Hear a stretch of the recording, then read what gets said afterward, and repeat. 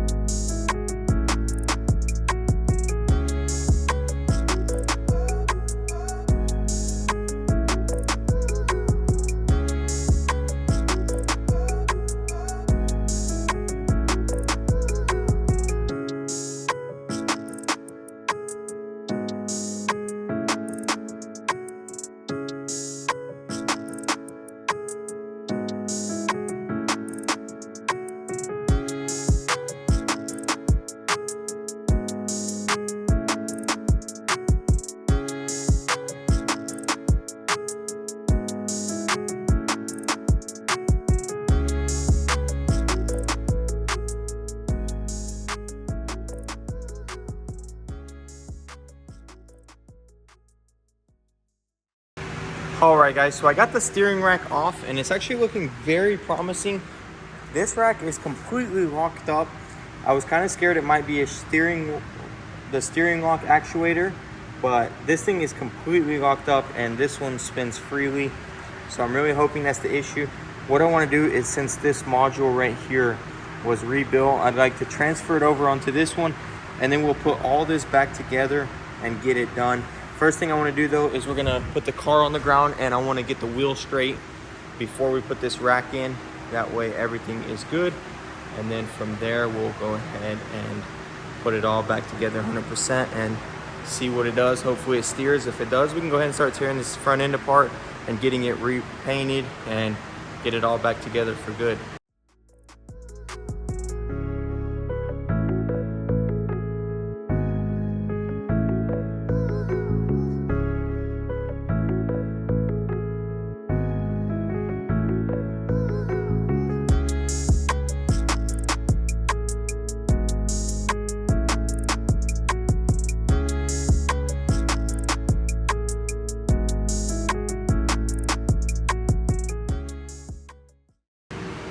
All right, guys, so I got it all back together. We got the wheel straight. So now we're gonna go ahead and start this thing up and see what it does.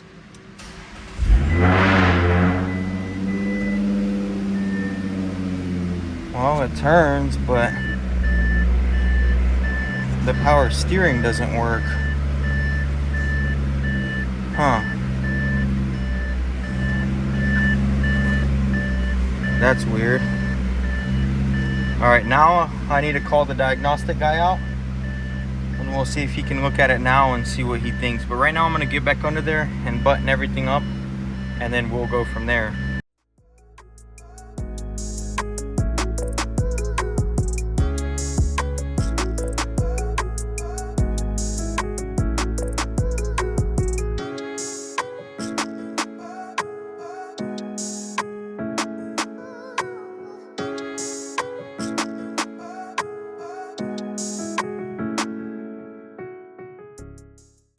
Okay, guys, so the diagnostic guy said that because the battery is bad, that he doesn't want to risk trying to calibrate it and losing signal halfway through and something messing up. So I had to go ahead and order a battery for this thing. So we're gonna have to wait to get it calibrated. I also went ahead and got a new tire on the rear here because the other one was completely rubbed through. So we went ahead and just matched it up to these front ones because these two are relatively new too, and they feel the wheel well better. As you can see right here, it definitely filled it a lot better versus this Michelin. So I'm gonna have to go ahead and replace this one too, but figured I don't need to do that right now since this car isn't even driving yet, and I don't want to spend too much money on it until I'm 100% sure that it is going to be good. Another thing I decided is I'm probably not even gonna repaint this for now.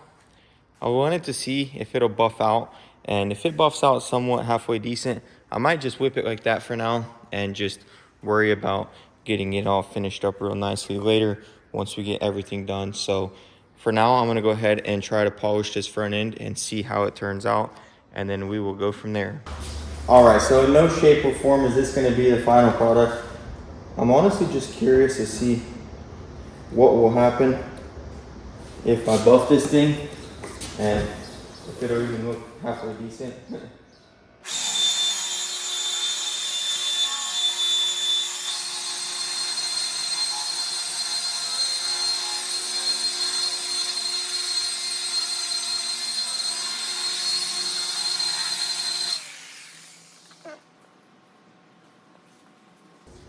Okay, so it looks better, but the only way to properly do this, I think, is going to be to sand some of these scratches out with a 2500. So I think that's what I'm going to do, and then from there we'll just lightly polish it, see how the front end looks. If it looks halfway decent, we'll leave it for now, and then maybe later down the road we'll paint it.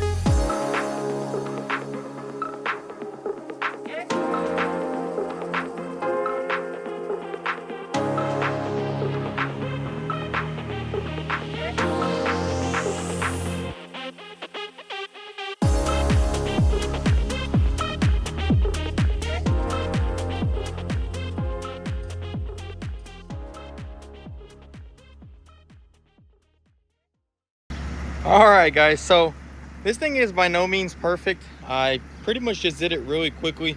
Disclaimer, I know a lot of people are gonna start trying to troll. That is not how you paint correct a car. I just did it quickly. Like I said, I want to paint this car, but I just want to drive it for now, and I think from what it was to what it is now, it just looks incredible.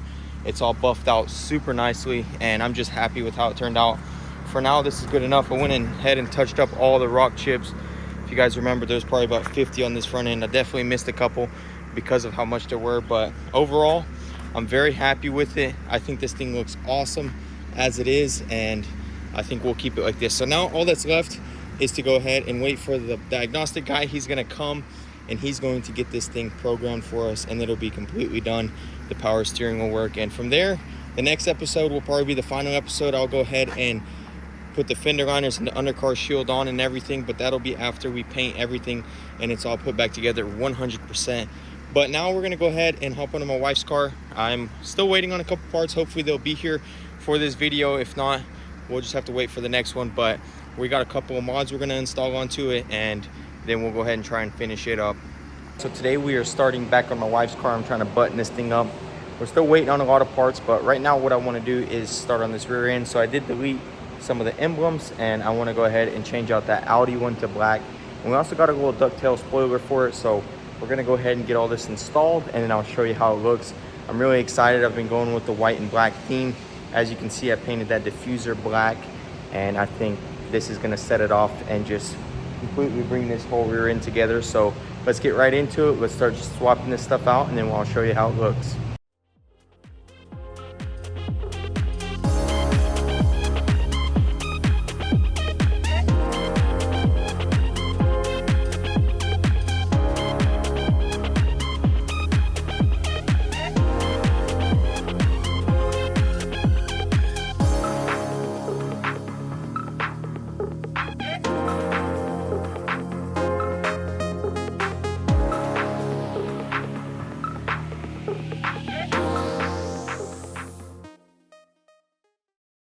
All right, guys, so check this out.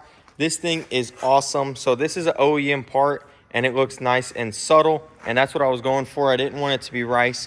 I wanted it to be clean and simple. And then obviously we got this black grille to match it, and that really ties in that diffuser that I painted for it. And I think it blends really well, and everything's just tied in awesome. I know my wife, and I know she wouldn't have wanted some huge ricey ducktail on here or something carbon fiber, because honestly there's no other carbon fiber. Maybe if I had the diffuser I could do this and maybe some splitters, but I think this is the best bet. It's OEM plus, and it just looks awesome. And this is an OEM part. So I also left the Quattro emblem. As you can see, it's black, so I figured I'd leave it because I thought it would match everything nicely. I took off the A3 emblem and the 2.0T.